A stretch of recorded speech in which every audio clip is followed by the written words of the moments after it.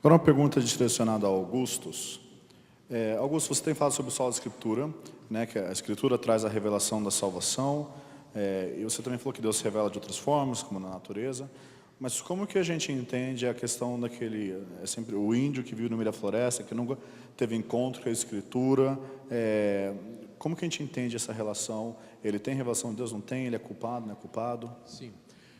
Ontem à noite, quando eu fiz a minha primeira exposição sobre esse tema, a partir de Lucas capítulo 1, eu comecei dizendo o que é que nós não estamos dizendo quando afirmamos o solo Escritura como sendo um dos pilares do cristianismo.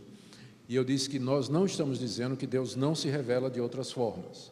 E eu mencionei a revelação na consciência e mencionei a revelação natural.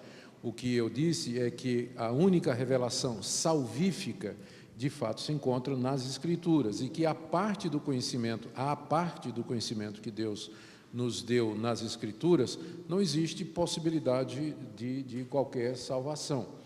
Então, no caso do índio que não tem a revelação escrita, ele será julgado pela luz que ele recebeu. A luz que ele recebeu é a luz da natureza e a luz da sua própria consciência.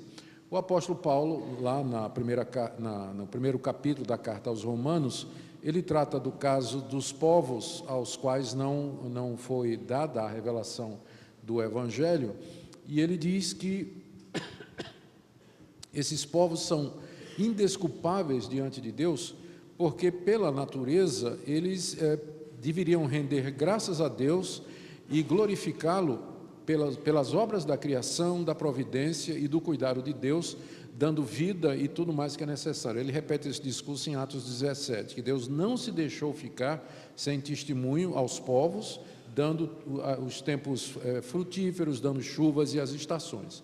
Então, mas apesar de ter recebido essa revelação, os povos pagãos, entre eles os índios naturalmente, eles distorceram essa revelação. Paulo afirma claramente que eles adoraram a criatura em vez do Criador. Eles suprimiram, Franklin falou isso hoje de manhã, eles suprimiram a verdade de Deus, está lá em Romanos capítulo 1, e fizeram para si deuses. A menção de aves, quadrúpedes e répteis, que todos eles representados nas religiões romanas e nas religiões orientais antigas, como o próprio Egito, que adorava tudo quanto era de bicho, não é?